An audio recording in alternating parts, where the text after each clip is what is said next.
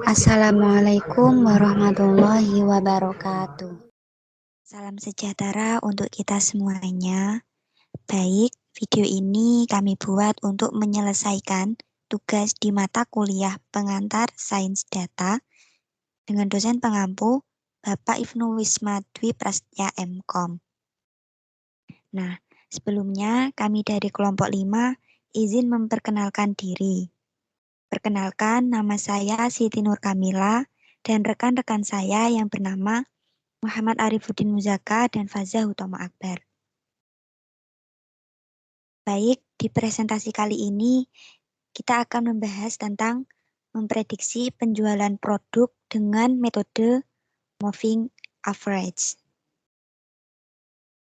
Nah, untuk permasalahannya yaitu sistem penjualan produk pada PT Yummy Food yang masih menggunakan metode perhitungan yang sangat sederhana dan belum optimal, serta penyebaran informasi transaksi penjualannya dan penyampaiannya masih membutuhkan waktu yang cukup lama, karena data harus dicetak terlebih dahulu.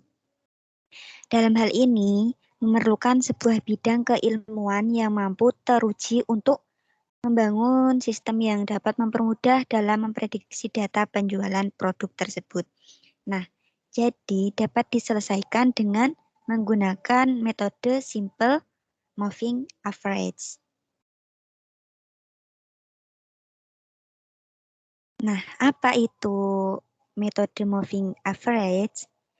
Metode moving average yaitu metode paling sederhana yang tidak menggunakan pembobotannya dalam perhitungan terhadap pergerakan closing price.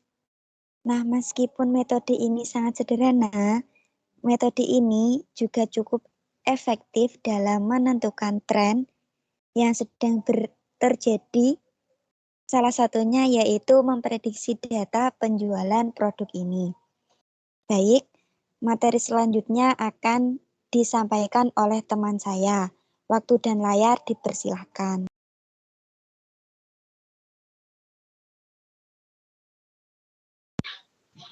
Yaitu selanjutnya tentang rumusan langkah-langkah metode SMA. Yang pertama yaitu simple moving average atau rata-rata bergerak tunggal. Yaitu metode peramalan kegiatan yang mengacu pada jumlah titik waktu tertentu yang bergerak secara sistematis. Jadi yang dimaksud adalah peramalan yang menggunakan sejumlah data aktual, permintaan yang baru untuk membangkitkan nilai ramalan untuk permintaan di masa yang akan datang. Metode average ini paling sederhana dan tidak menggunakan pembobotan dalam perhitungan ramalan. Meskipun sederhana, simple moving average ini cukup efektif dalam menentukan tren yang sedang terjadi di market ini. Yang kedua yaitu pengukuran akurasi hasil ramalan, yaitu ukuran tentang tingkat perbedaan antara hasil permintaan dengan permintaan yang sebenarnya terjadi. Yang dimaksud yaitu peramalan yang menggunakan metode telah digunakan untuk menunjukkan kesalahan yang disebabkan oleh suatu teknik ramalan tertentu. Hampir semua ukuran tersebut menggunakan pengrata-rataan beberapa fungsi dari perbedaan antara nilai sebenarnya dengan nilai peramalannya. Perbedaan nilai sebenarnya dengan nilai peramalan ini biasanya disebut sebagai residual.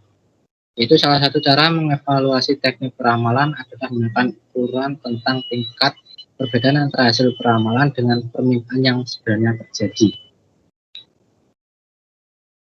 Dan memiliki dua rata-rata, yaitu yang pertama rata-rata divisi mutlak atau MAD, yang kedua rata-rata kuadrat kesalahan atau MSE.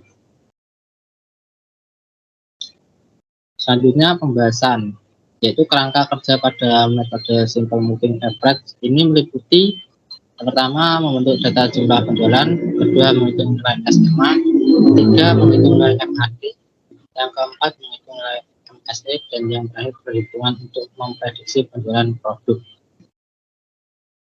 Selanjutnya materi akan disampaikan oleh teman saya. Waktu dan layar dipersilakan. Selanjutnya saya akan melanjutkan presentasi dari Mas Faza, yaitu tentang bagaimana cara perhitungan yang telah dijelaskan tadi. Yang pertama yaitu data jumlah penjualan. Data penjualan dari bulan Oktober 2020 sampai September 2021 adalah data jumlah penjualan setiap bulannya yang digunakan untuk keperluan data penelitian dan untuk memprediksi jumlah penjualan produk di bulan berikutnya. 5 tabel ini merupakan data-data yang akan kita gunakan untuk contoh menghitung dengan menggunakan metode moving average. Yang kedua yaitu menghitung nilai SMA atau simple moving average. Nilai moving average dapat digunakan rumus seperti pada gambar tersebut. Kemudian dengan rumus tersebut maka akan kita dapatkan nilai moving average pada data krim produk sebagai berikut. Pada bulan Januari ini kita menghitung dengan cara memberikan jumlah terjual krim produk pada bulan Oktober, November, dan Desember, kemudian dibagi 3 bulan sama dengan 394. Ini merupakan nilai forecasting. Kemudian kita akan mendapatkan keseluruhan hasilnya pada seperti gambar ini. Selanjutnya, kita akan menghitung nilai MAD atau Mean Absolute Deviation. Nilai persen error dari nilai prediksi yang dapat dihitung dengan menggunakan rumus seperti gambar ini. Dengan rumus tersebut, maka akan didapatkan nilai MAD krim produk sebagai berikut. MAD Januari yaitu dengan jumlah terjual krim produk pada bulan Januari dikurangi dengan forecasting pada bulan Januari. Jadi akan didapatkan nilai MAD seperti pada tabel berikut.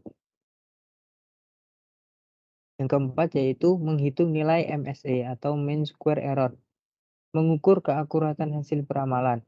MSE merupakan satuan persentase atau pecahan. Untuk mencari nilai MSE dapat digunakan rumus yaitu seperti gambar ini. Dengan rumus tersebut maka akan didapatkan nilai MSE krim produk sebagai berikut. Yaitu dengan cara MAD Januari yaitu pada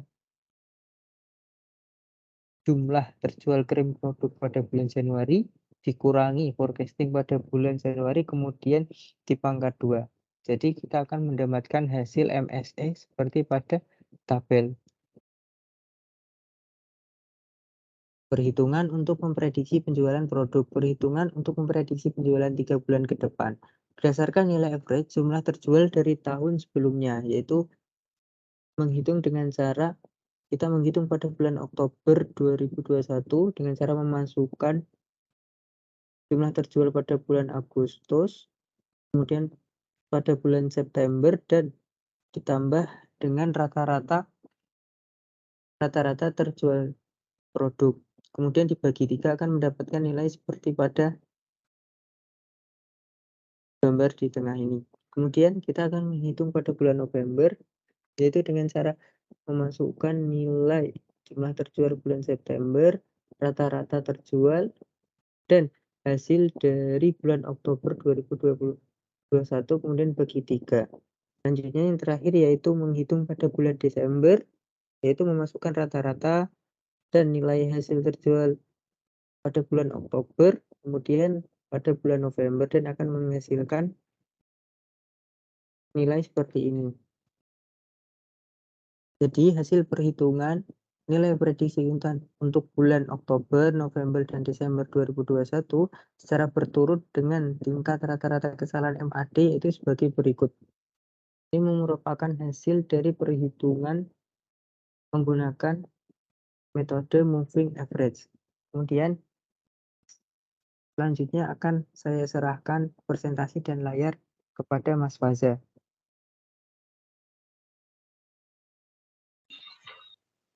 Baiklah, jadi tentang metode moving average ini kesimpulannya bisa diambil yaitu dalam menganalisa data penjualan produk dapat dilakukan dengan cara observasi untuk memperoleh data penjualan. Selanjutnya, melakukan proses perhitungan menggunakan metode simple moving average untuk memprediksi data yang diperoleh. Yaitu pertama dengan melihat data transaksi dari bulan-bulan sebelumnya. Kemudian melakukan proses penilaian untuk nilai forecast, nilai mean absolute deviation, dan nilai mean square error. Selanjutnya melakukan proses perhitungan prediksi, kemudian jika hasil outputnya sesuai dengan data manual, maka dalam pengujian ini sistem berjalan dengan baik.